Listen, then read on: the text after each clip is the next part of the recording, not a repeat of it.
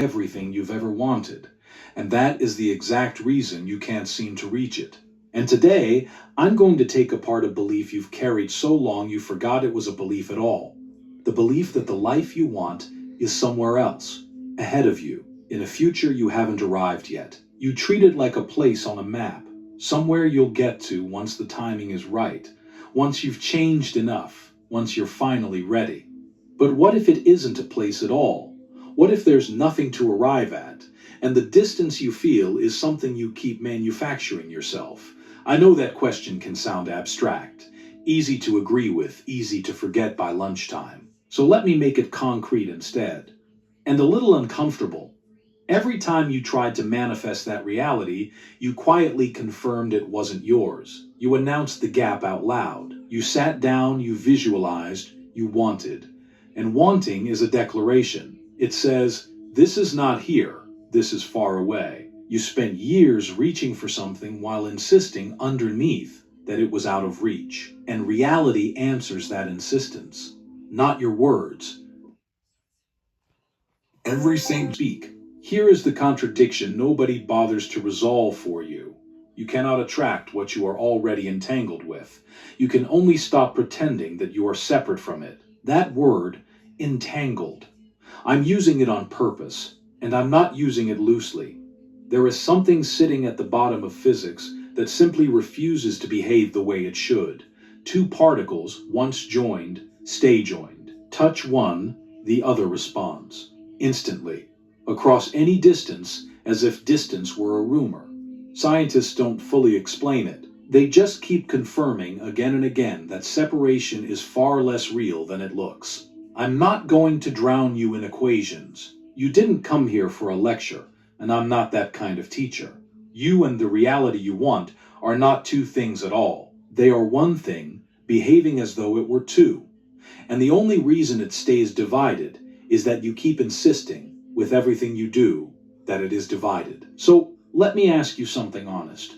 When you picture that other reality, where exactly do you put it? In front of you like a destination? Or somewhere you'd have to deserve first, earn, wait patiently for? Notice that.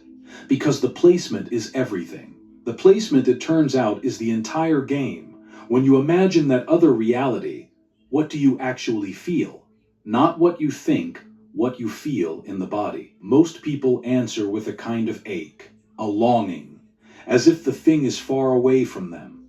And that ache, that quiet sense of distance, is the very thing keeping you exactly where you are. I'll show you why, but I need you to hold one idea loosely as we begin.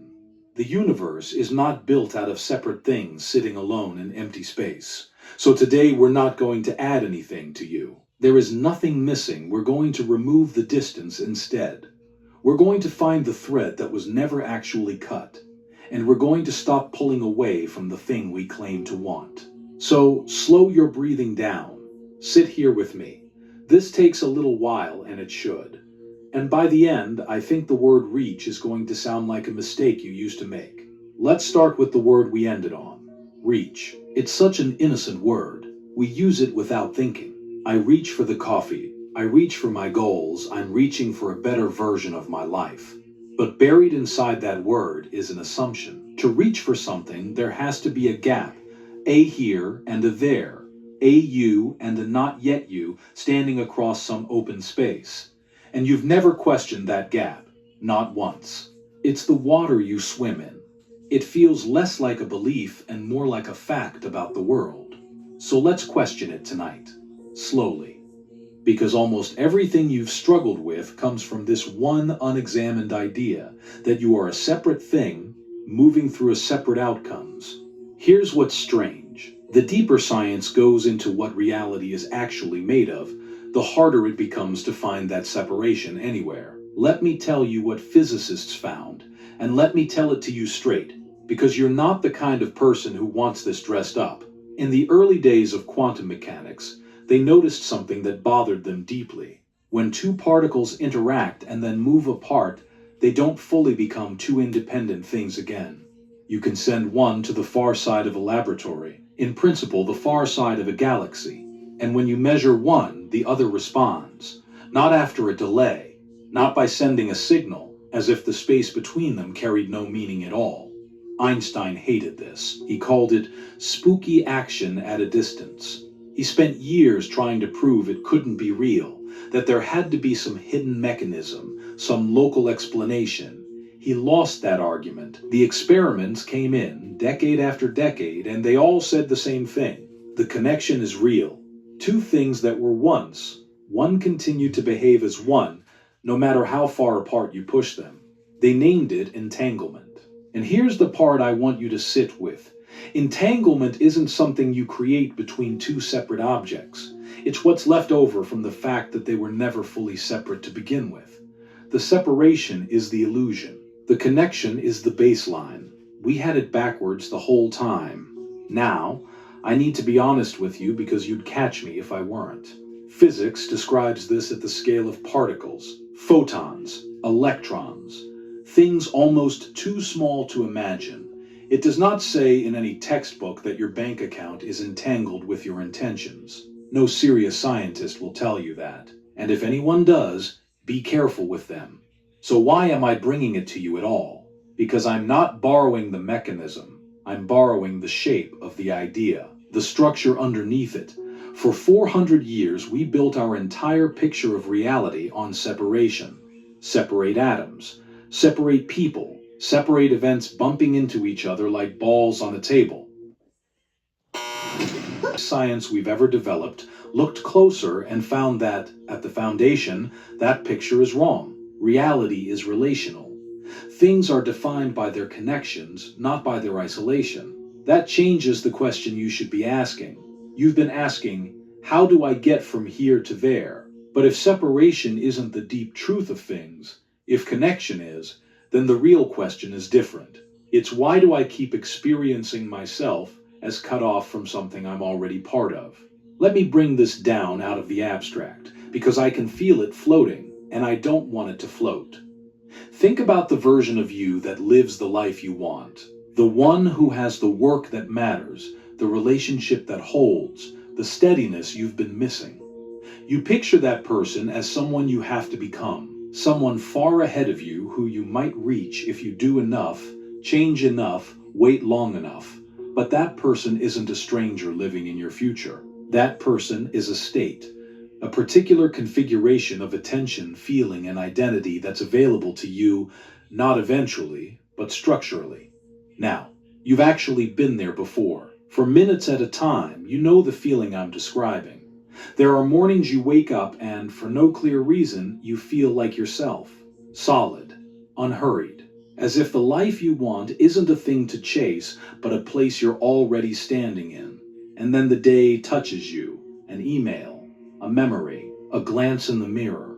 And you collapse back into the other state. The one defined by lack, by distance, by reaching. Watch what happened there. Nothing in your circumstances changed in that moment. The same bank balance, the same relationships, the same body. What changed was the state you were entangled with. You shifted which version of reality you were connected to, and it happened in seconds, without you trying. That's the thing I most want you to notice tonight. You are not consistent. You are not one fixed self moving toward a goal. You are constantly entangling and disentangling with different versions of who you are and what's possible. Most of it unconsciously, most of it on autopilot, most of it inherited from a past you never chose. The morning you feel solid, you're entangled with one possibility. The afternoon you feel small, you're entangled with another. And you call this random. You call it a good day or a bad day. It isn't random. It's a connection being made and broken over and over beneath your awareness. And the entire art we're going to develop together is this. Learning to make that connection on purpose, and learning to stop breaking it by accident. Because here's what nobody told you about manifestation and why your vision boards and affirmations kept failing you.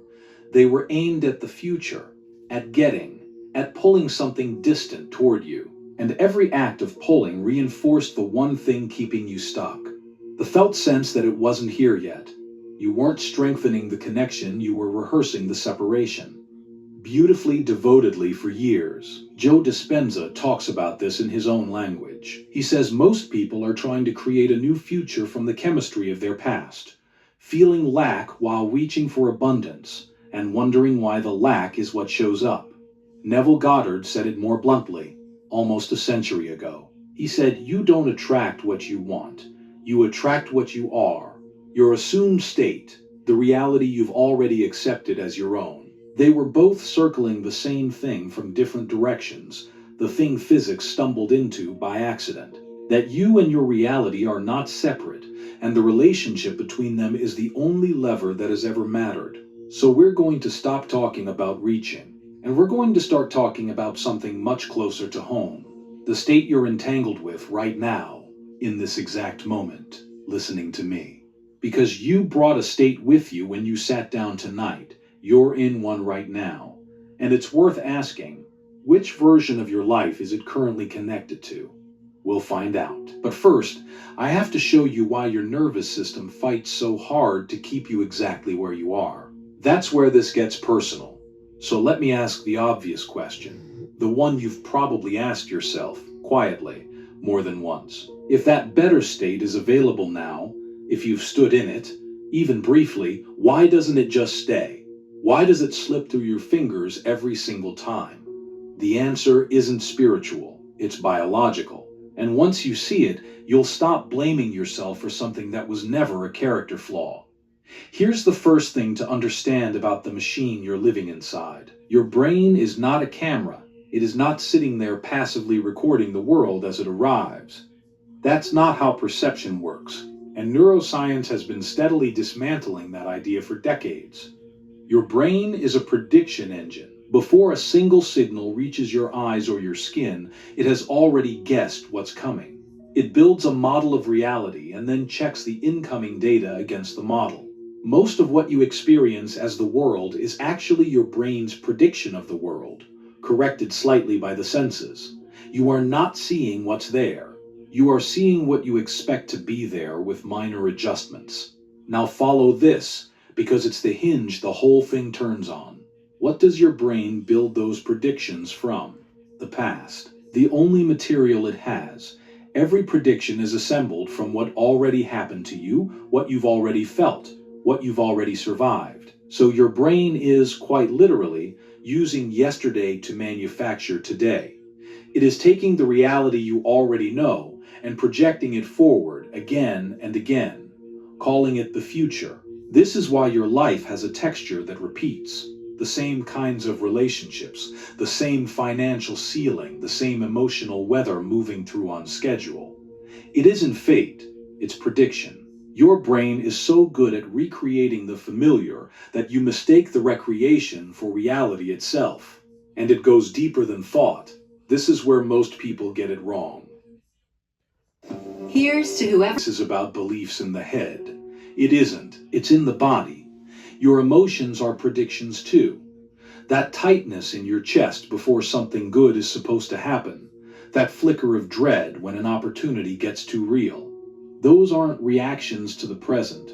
They're your body forecasting the future based on the past and bracing for it. The body keeps the record, and the body votes. Long before your conscious mind decides anything, the body has already leaned toward the familiar and away from the unknown. Here's the cruel part. The mechanism doesn't care whether the familiar is good for you. It only cares whether the familiar is known. And known reads as safe. Even when the known is a life that's slowly suffocating you, your nervous system files it under survivable, because you've survived it so far. That's the only test it runs. Meanwhile, the life you want, the one you say you're reaching for, has a problem. You've never lived it. There's no data, no record, nothing for the prediction engine to lean on. And to a system whose entire job is survival through familiarity, the unknown doesn't feel like opportunity. It feels like danger. It feels like death, dressed up as a dream. Let that land for a second. The reality you want most is the one your own biology is built to reject. This is why people sabotage themselves right at the threshold. You've watched it happen. Maybe you've lived it. The deal that was about to close and you found a way to blow it up. The relationship that was finally healthy and the panic that rose out of nowhere. The good period that you couldn't quite let yourself trust, so you waited, almost relieved, for it to fall apart. That wasn't you being broken. That was a prediction engine doing exactly what it was designed to do, steering you back toward the known, even when the known is a smaller life than you deserve. You weren't failing at the change. You were succeeding at the survival program running underneath it. And here's how it connects to everything we said before. Remember, you're constantly entangling and disentangling with different versions of who you are. Most of it unconscious, most of it on autopilot. Now you know what the autopilot is. It's the predictive machinery dragging you back into entanglement with the familiar self thousands of times a day, because the familiar self is the one it knows how to keep alive. Every time you slip from the solid morning into the small afternoon, that's the machine re-entangling you with the past. Not because the past is true, because the past is known. So when you sat down with your affirmations and you said the words and nothing held, this is why. You were speaking a new story to a body still predicting the old one. The words went to the surface. The prediction stayed underneath, untouched. Running the show, you can't out-talk a prediction. You've tried, you know. But here's where it turns. Here's the opening, and it's the most important sentence I'll say tonight. So slow down with me. The prediction engine doesn't only learn from what happened to you. It learns from what you repeatedly rehearse, whether or not it ever happened. Your brain cannot fully tell the difference between a vivid, embodied, emotionally charged experience and a real one. It's been shown again and again. Imagine an event with enough feeling, enough repetition, enough physical reality, and the brain begins to file it as memory, as data, as part of the past it predicts from. Read that again because it's the whole door. The machine that's been recreating your old life from old memories can be fed new ones, not affirmations, not wishes, memories of a future that hasn't happened yet. This is the difference between wanting and assuming. Wanting lives in the head and changes nothing. Assuming gets into the body, becomes a remembered state, and the prediction engine starts forecasting from it. When that happens, something quietly extraordinary follows. You stop having to push. The new state stops feeling like effort and starts feeling like recognition, like coming home to something the body already knows. That's what people are clumsily pointing at when they say a manifestation finally clicked. The prediction shifted, the baseline moved, and reality, which was only ever your brain's best guess corrected by the senses, started arriving pre-shaped to match. Dispenza's work circles this constantly, that you can install the emotional signature of a future event so completely that your body believes it's already living there. Once it believes that, it stops fighting you. It starts pulling with you. But, and this is where we have to be careful, because this is where people fool themselves. You cannot fake this. The body knows the difference between a state you've truly entered and one you're performing. You can't sit there tense, anxious, reaching, and pretend to feel like the person who already has it. The body isn't fooled by performance. It's only changed by genuine state. Which raises the real problem, the one we have to solve before any of this works. How do you genuinely enter a state your nervous system is actively fighting? How do you feel like the person on the other side when every prediction in your body is screaming that you're not there yet? That's not a motivation problem. That's a mechanics problem. And it has a mechanism. So, I'm going to show you the exact leverage point, the one place where you can interrupt the prediction and slip a new state underneath it. It's quieter than you think. And it's been with you the whole time. I told you the leverage point is quieter than you think. Let me name it plainly. It's attention. I know how that sounds at first. Underwhelming. You came for the mechanics of reality, and I hand you a word you've heard 1,000 times. But almost nobody understands what attention actually is, or what it does. Attention is not passive. It's not a flashlight you point at a world that's already fixed and finished. Attention is an act. It's the thing that decides, moment to moment, Which version of reality becomes real for you? Think back to the entanglement we talked about. Two things, once connected, behaving as one. The connection is the baseline, separation is the illusion you keep manufacturing. Attention is how you manufacture it. Attention is the mechanism of entanglement itself. Wherever your attention goes, that's what you connect to. That's what becomes vivid, weighted, real. And whatever you don't attend to quietly fades into the background like it isn't even there. You felt this. Buy a particular car and suddenly that car is on every road. It was always there. We just entangled you with it, and the world reorganized itself around what you were now connected to. Now scale that up, not to cars, to states of being, to entire versions of your life. Whatever you place your attention on, repeatedly, with feeling, is the reality you are strengthening your connection to. Not metaphorically, mechanically, because attention is what feeds the prediction engine. Remember what we said, the brain predicts from what you rehearse whether or not it happened. And attention is the rehearsal. Attention is what tells the machine, this matters, encode this, expect more of this. So here's the uncomfortable audit. Where has your attention actually been living? Be honest. Most of it has been on the problem, on the gap, on the bank balance that's wrong, the relationship that's missing, the version of you that hasn't arrived, on replaying what went wrong and rehearsing what might go wrong next. And every minute of that was an act of entanglement. You were connecting, deepening, strengthening your bond to exactly the reality you were trying to escape. You weren't neutral. There's no neutral. Attention is always voting. You've just been letting it vote for the life you don't want. Here's the part that physics gets pulled into, and I want to handle it carefully, because this is where the pseudoscience usually starts, and I'd rather lose you than lie to you. In quantum experiments, there's this strange role played by measurement. A system sits in a haze of possibilities, not one definite state, but many, overlapping. And then a measurement is taken, and suddenly there's just one outcome.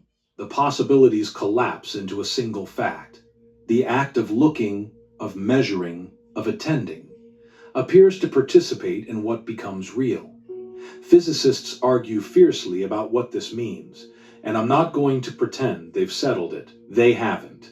So I won't tell you your attention collapses your bank account into existence. That's a lie, and you'd be right to walk away from anyone who says it. But the shape of the idea is too useful to ignore. Reality, at its foundation, is not a finished object you observe from the outside. It's a field of possibilities that responds, somehow, to the act of being attended to. You are not a spectator. You are a participant in what becomes real. And whatever the physics turns out to mean, this much is certain in your own life. Is the thing that grows. The reality you measure over and over with your focus is the one that hardens into your experience. Now here's the problem we have to solve. Your attention isn't free. It's been captured. Most of the time, you're not choosing where it goes. It's being dragged backward into the past, into rumination, into old wounds replaying on a loop, or forward into the future, into anxiety, into rehearsing disasters that haven't happened. Past and future. That's where your attention lives. And notice, both of those are the prediction engine. Both of them are the machine, pulling your focus into the familiar, keeping you entangled with the known. There's only one place the prediction engine cannot reach you. One place where the past loses its grip, and the forecast goes quiet. The present moment. The actual now. Not the idea of now. The raw, immediate this. The sensation of your body in the chair, the sound of my voice, the breath moving in and out without you managing it. This is what the contemplatives have been pointing at for thousands of years, in language that got mystical and lost a lot of people. Alan Watts spent his life trying to say it cleanly. There is only ever now. The past is a memory occurring now. The future is an anticipation occurring now. You have never once been anywhere but here. And here is where it gets practical, because that isn't poetry. The present moment is the only point where the prediction can be interrupted. The only gap where you can slip a new state in underneath the old one. When you're fully present, not thinking about presence, but actually here, the machine has nothing to predict from. The past isn't running. The future isn't pulling. For a moment, you're free of the autopilot that's been re-entangling you with the old self thousands of times a day. And in that gap, that silence, you get to choose. You get to decide which state you enter, which version of reality you connect to. For the first time, the vote is actually yours. This is why stillness is not a luxury. It's not self-care, it's the single most strategic act available to you. Most people have never once chosen what they attend to. Their attention has been owned their whole lives by their wounds and their fears. They've never even met the part of themselves that could choose. Becoming still long enough to find that gap, that's not relaxation. That's reclaiming the lever. That's putting your hand on the one mechanism that actually moves reality. But, and you knew a but was coming, presence alone is not enough. Sitting in the gap, empty, is a beginning, not an end. Because the moment you've interrupted the old prediction, you've created an opening. And openings don't stay open. Something is going to fill it. If you don't fill it deliberately, the old prediction rushes back in, and you're entangled with the familiar all over again. The stillness becomes just a pleasant pause between identical days. So the question becomes razor sharp. Once you've found the gap, once attention is finally yours, what exactly do you place it on? And how do you hold it there long enough for the body to believe it? This is where most people, even serious ones, get it wrong.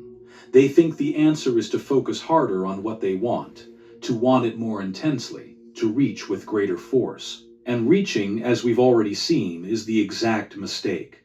The harder you reach, the more you confirm the distance. Effort is not the answer here. In fact, effort is the enemy. What we need is something stranger, something that feels, at first, almost like a contradiction. We need disciplined intention without strain, focused energy without force. We need to learn how to stop fighting the world for what we want and start governing the only thing we were ever actually in charge of, the energy inside us. That's the shift that changes everything, and it's where we're going next. Let me say something that might rearrange how you've understood your whole struggle. You have never once been fighting reality. Not ever. You've been fighting your own internal state and calling it reality. Sit with that, because it's the hinge everything turns on now.